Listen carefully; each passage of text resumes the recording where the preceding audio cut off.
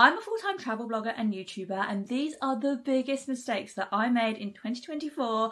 Watch along so you don't make the same mistakes in 2025. I've been travelling for like 12 years now, sometimes full-time, sometimes part-time. I currently have a home in the county of Devon in the UK, but I do travel for about a third to a half of the year. So you'd think that I was savvy enough to not make mistakes by now, and in many ways I am, but in other ways I am not. So let's get into it. The first mistake I made, which is a bit more of a content creation kind of mistake, but it does have a good travel lesson as well. And I do need to apologise to all of my Finnish viewers on this because I called the Helsinki Cathedral the Ikea Church. They call Helsinki Cathedral the Ikea Cathedral. Now, I did not come up with this name on my own. I was told this by a tour guide when I visited Helsinki the first time.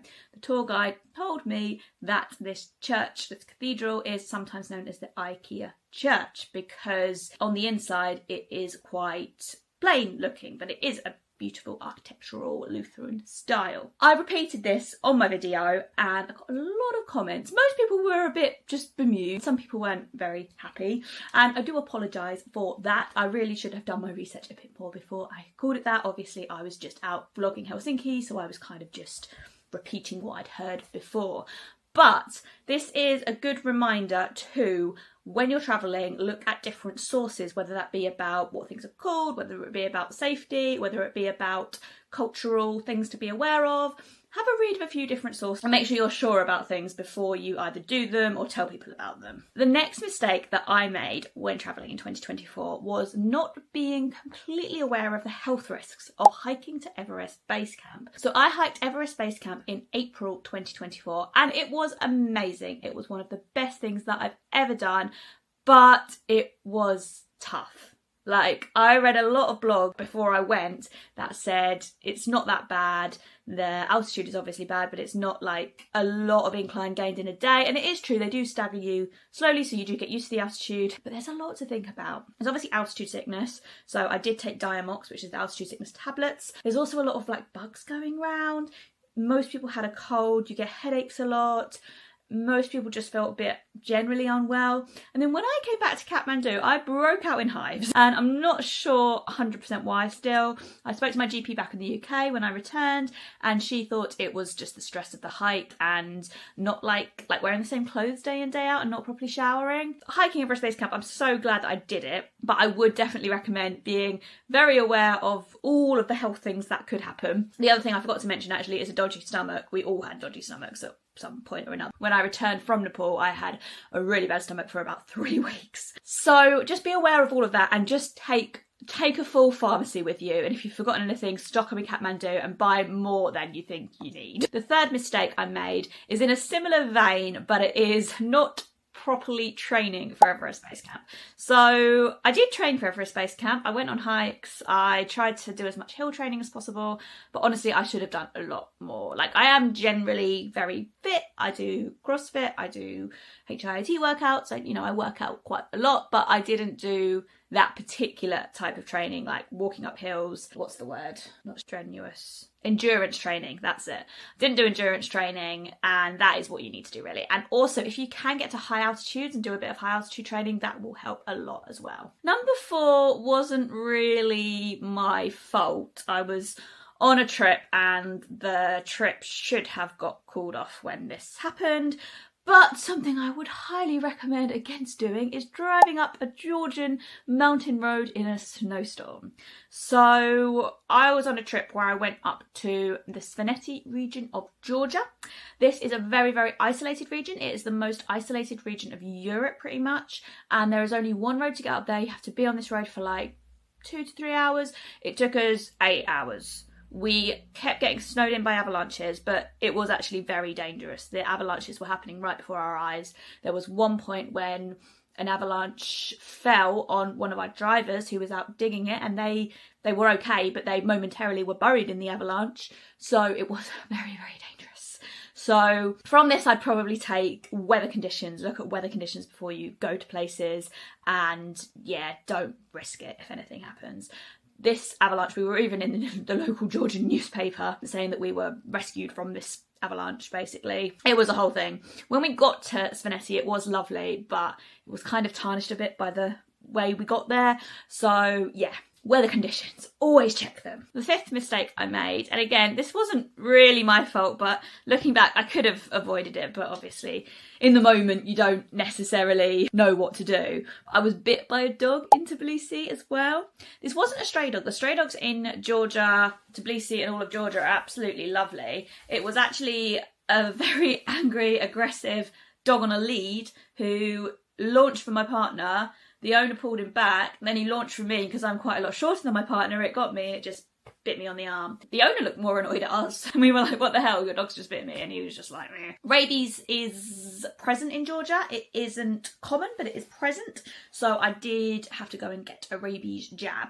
And like I say, I couldn't really control being bit by it, but obviously after it happened I did think, oh, if I just like taken a few steps back, that wouldn't have happened, but hindsight is a wonderful thing. I did try to get the jab in Tbilisi, but I was flying back to the UK the next day, so the lady in the hospital in Tbilisi just told me to get the jab when I returned to the UK.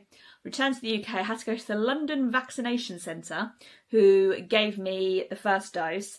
Then I needed one more dose. So it was made event with Public Health England. Public Health England got on the case and delivered the second dose to my GP. Number 7. So if you watch the channel because of my overland videos, you will know that I do a lot of night transport.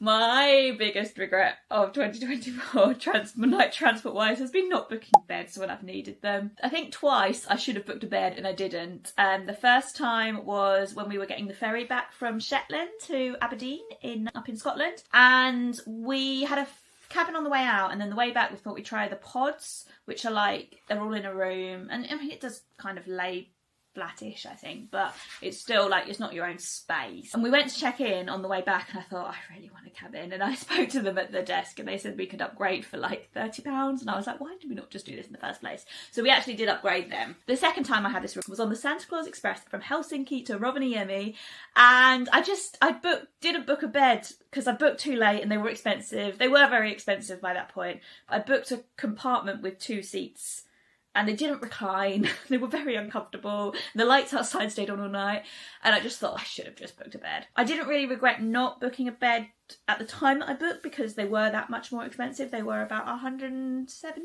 more. But I did regret not booking the train earlier because I knew I was going to do it for ages and I just forgot to book it. If I booked earlier, I would have been able to get the cheaper cabins, which were about £150, so about £70 more, and I would have definitely paid for that. Number 7 is Borneo related. So I went to Borneo in July with my university friends, and we did not factor in enough time to see orangutans in the Borneo jungle. So sadly, orangutans are very endangered these days. I'll write down the amount there are in the wild, but it is very, very few, tragically. My friends and I did not really factor in enough time to give us ample chance to see them. We did see 2 in the end, which is rare actually because they're usually solitary creatures. But that was on our very, very last boat trip, which we paid extra to do because we hadn't seen them before.